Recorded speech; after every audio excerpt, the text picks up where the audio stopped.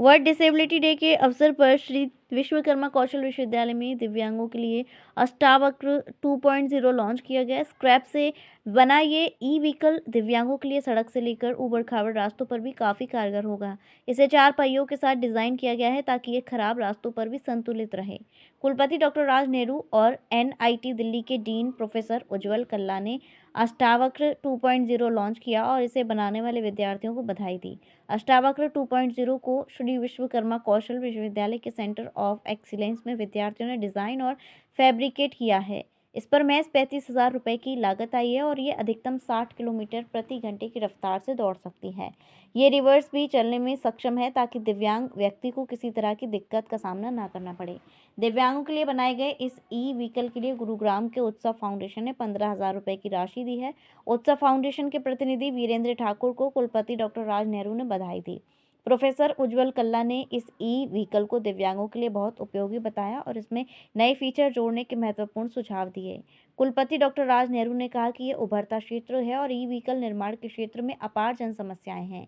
विद्यार्थी कंडम हुए पुराने वाहनों से इस तरह के प्रोजेक्ट तैयार कर सकते हैं। ये दिव्यांगों के लिए और आम व्यक्तियों के लिए भी सस्ते आय कारगर साबित होंगे।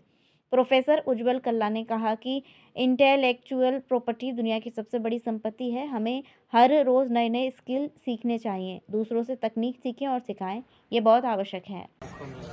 जी सर। मुझे लगता है ये सस्टेनेबिलिटी के पॉइंट ऑफ व्यू से बहुत अच्छा प्रोजेक्ट है, जहां आज हज़ारों लाखों ऐसे स्कूटीज़ हैं जो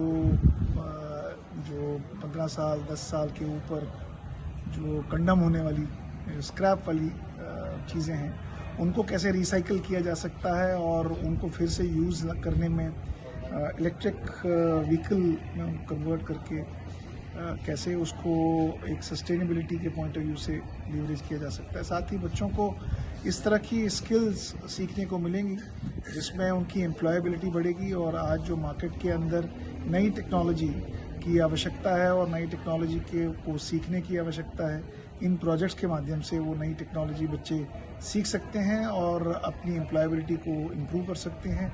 कल को वो जॉब में भी अपनी जॉब रेडीनेस को इम्प्रोवाइज कर सकते हैं और साथ ही में अगर वो एम्प्लॉयर बनना चाहें, जॉब सीकर न बन के जॉब प्रोवाइडर बनना चाहें तो वो बन सकते हैं। छोटे छोटे स्टार्टअप्स इस तरह के खोजे जा सकते हैं और इस तरह के प्रोजेक्ट्स में मुझे सबसे अच्छी बात लगी कि बच्चों को प्रॉब्लम सॉल्विंग की जो स्किल सेट्स हैं वो सीखने को मिल सकती हैं और आने वाले दिनों में केवल इलेक्ट्रिक व्हीकल या इलेक्ट्रिक स्कूटी ही नहीं, और भी क्षेत्रों में जो ये स्किल्स वो सीखेंगे इस प्रोजेक्ट को बनाते बनाते, उन प्रोजेक्ट्स में उन एरियाज़ में भी इन प्रॉब्लम सॉल्विंग स्किल्स को वो अप्लाई कर सकते हैं। तो ये लर्निंग बाय डूइंग और लर्निंग बाय अप्लाइंग का एक बहुत अच्छा उदाहरण है जो इस श्री विश्वकर्मा स्किल यूनिवर्सिटी के skill faculty of engineering department ने डिप्लॉय किया। मैं इन बच्चों को और इस पूरी टीम को बधाई देता हूं और इस प्रोजेक्ट को इन्होंने आज समर्पित किया है।